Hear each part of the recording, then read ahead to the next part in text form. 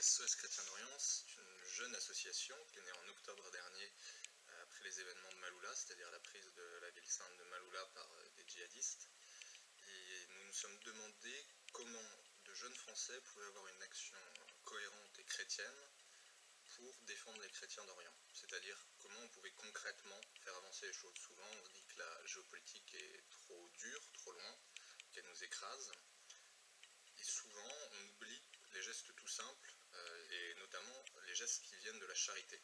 Et la charité, c'est aller sur place pour nous, rencontrer les gens, et mener après des projets très concrets avec eux. Ce qui est intéressant de noter, c'est que c'est une population qui est assez jeune, engagée, qui a voulu montrer en quoi on pouvait créer quelque chose de vraiment fort pour aider les chrétiens d'Orient. Donc on n'a pas de grandes prétentions, on a juste une volonté, c'est de retisser un lien entre les chrétiens orientaux et les chrétiens de France, parce qu'on pense qu'on a beaucoup à apprendre d'eux, et qu'il ne faut jamais oublier que ce sont nos frères aînés dans la foi.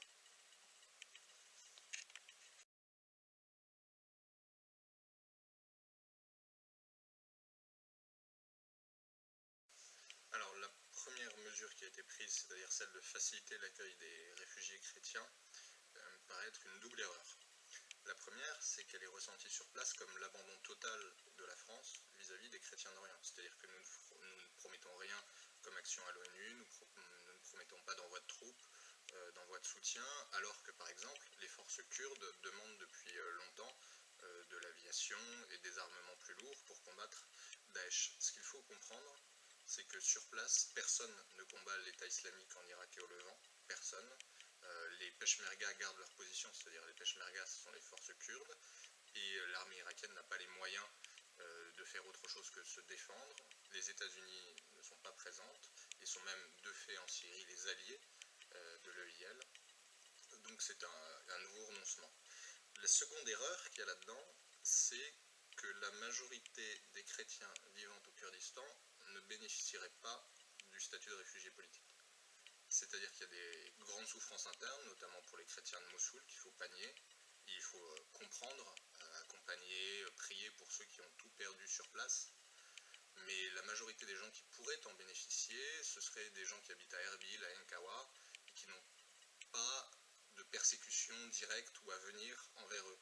Ce serait faciliter le dépérissement de la chrétienté irakienne, et en Orient, la force numérique est très importante. Quand on sait qu'en 2003, il y avait plus d'1 million de chrétiens en Irak et qu'aujourd'hui ils sont de 300 à 400 000, on comprend bien que s'il y a une nouvelle vague d'émigration vers l'Occident ou même vers le Liban, eh bien, ça fera encore moins de place, encore moins de représentation et encore moins d'identité chrétienne dans la terre irakienne. La seule initiative politique qui était intéressante, c'est l'idée que des parlementaires de tous bords se soient emparés du sujet. Alors ils s'en sont emparés parfois pour des raisons politiciennes, c'est-à-dire qu'ils avaient des chrétiens d'Orient dans leur circonscription, mais tout de même, ce qu'on peut analyser, c'est qu'il y a simplement en France, quasiment, qu'on voit des hommes politiques être touchés par le sujet des chrétiens d'Orient. Et ça montre bien, ce que certains d'entre vous pensent peut-être, qu'il y a un fond français particulier dans le lien avec les chrétiens d'Orient, et que quand on va les aider, on retrouve quelque chose de notre civilisation, on retrouve quelque chose de notre être profond, de la substance de notre pays, et de la substance des chrétiens de notre pays. C'est pour ça que je pense qu'il faut s'en féliciter, et s'en féliciter même quand ce sont des députés socialistes ou des députés avec lesquels on aurait du mal à travailler, parce que les chrétiens d'Orient, c'est quelque chose de français avant d'être partisan. Et il suffit de relire Barès, Chateaubriand, ou l'ensemble des gens qui ont pu aller sur place, lire leur mémoire de voyage. Ça montre bien qu'il y a quelque chose de profondément français dans ce lien, et c'est un des buts de l'association.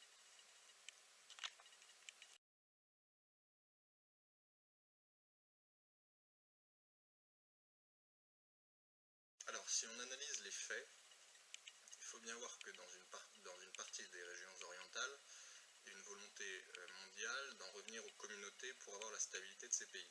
Je m'explique. En Irak, l'Irak c'est une création complètement artificielle qui date du début du XXe siècle, 1920, et qui ne respectait pas une espèce de pureté communautaire. Certains, notamment aux États-Unis, préféraient qu'il y ait des zones chiites, des zones sunnites, une zone kurde, en prétendant que le pays arriverait à vivre ainsi. En principe, l'histoire a montré que ça ne se passait jamais de cette manière, et c'est pour ça qu'on parle souvent d'Orient compliqué. Est-ce qu'il y a un plan préétabli? Je n'en sais rien. En revanche, ce qu'on peut dire du terrain, c'est qu'il y a un vrai abandon des chrétiens, et que c'était une variable géopolitique importante dans notre appréciation de la situation auparavant. Qu'aujourd'hui, quand on va faire la guerre en Syrie, on ne pense pas aux répercussions sur les chrétiens. Quand on envahit l'Irak en 2003, on ne pense pas que ça va faire un nouvel exode massif des chrétiens qui étaient venus vers le sud, c'est-à-dire dans la région de Bagdad, qui désormais avaient commencé à aller au nord et qui sont encore plus repoussés au nord du fait des agissements de Daesh. Donc, est-ce qu'il y a un plan organisé? Non, à mon avis, ou alors j'ai pas les éléments. En revanche, ce qui est indéniable, c'est que c'est une variable géopolitique qui a complètement disparu. C'est-à-dire que la simple analyse de la situation réelle montre qu'on ne se soucie plus en rien des chrétiens d'Orient. Or, leur histoire, depuis en gros le XVIe siècle, c'est des catholiques qui vont sur place. Le séminaire de Mossoul il date du XVIe siècle, je crois. C'était des jésuites français. Donc il y a toute cette tradition qui est en train de se perdre. Et pourquoi elle se perd? Elle se perd en grande partie parce que nous-mêmes, on devient victime nous-mêmes, c'est-à-dire nos gouvernements, sont prisonniers d'appréciations économiques, idéologiques, et plus du tout d'appréciation humaine, de culture, d'histoire longue sur place. Pour en revenir à la situation particulière des chrétiens, je vais vous faire part de quelque chose qui nous a vraiment choqué au Liban, c'est-à-dire qu'on est allé à Zalé. Zalé, c'est le début de la plaine de la Bekaa, et à Zalé, vous avez des réfugiés syriens chrétiens qui ont interdiction de s'inscrire sur les registres de réfugiés de l'ONU. C'est-à-dire quelque chose qui en principe devrait provoquer un scandale international majeur, puisque c'est un droit acquis si on a quitté son pays sous certaines conditions. Ils sont de fait chassés, voire persécutés par des musulmans en Syrie. Ils doivent se réfugier au Liban. Quand ils arrivent auprès de l'ONU pour s'enregistrer à avoir les aides, ils n'ont pas le droit.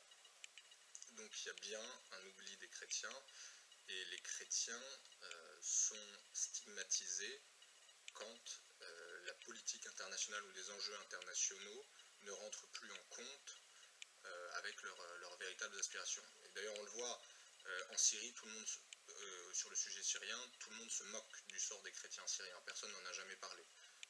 En revanche, en Irak, où il n'y a pas de position majeure qui soit en lien avec les groupes islamistes, tout le monde peut venir aider les chrétiens irakiens. Ben Ki-moon vient faire sa déclaration, le Sénat américain commence à être sur place. Et c'est ça qu'il faut interpréter, c'est-à-dire qu'il ne faut surtout pas, à mon avis, en faire une histoire de conspiration. Il faut plutôt comprendre que tant que la société civile ne s'empare pas du sujet, quand la société civile ne vient pas faire peser le sujet des chrétiens d'Orient sur ses forces politiques, ça devient une conséquence annexe dont tout le monde se moque. Et ça, c'est important de le comprendre, parce qu'une fois qu'on l'a compris, on peut agir derrière. Et on le voit bien, les Français sont mobilisés, et c'était vraiment bien accueilli sur place pour les chrétiens irakiens. Du coup, nos gouvernements font au moins des déclarations de façade sur le sujet. Et ça, c'est un pas qu'il ne faut pas refuser de faire. Donc, surtout sur les sujets géopolitiques comme ceux-là, il faut refuser de se faire écraser. Il ne faut pas être naïf, mais pour les chrétiens d'Orient, refusons de nous faire écraser, et on verra très bien que chacune de nos petites actions permettront de retisser ce lien carrément.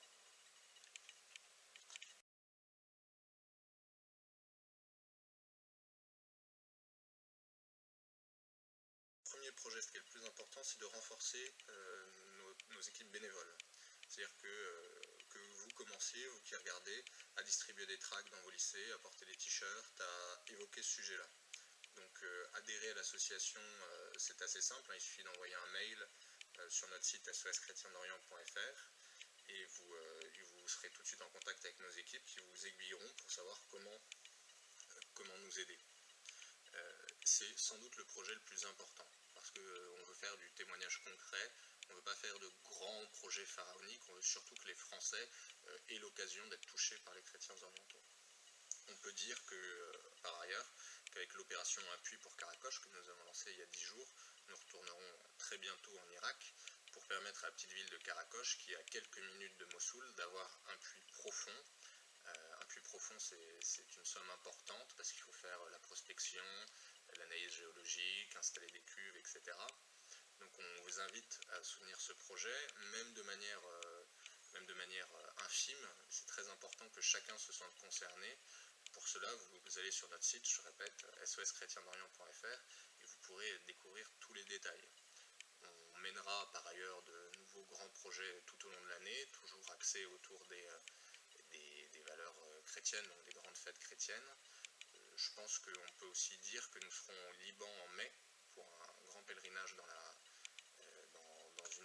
dans une région libanaise, et où chacun sera invité à participer. Donc ces deux projets-là sont très bien engagés, et puis vous découvrirez bientôt, mais vous ne pourrez pas encore le savoir maintenant, où nous irons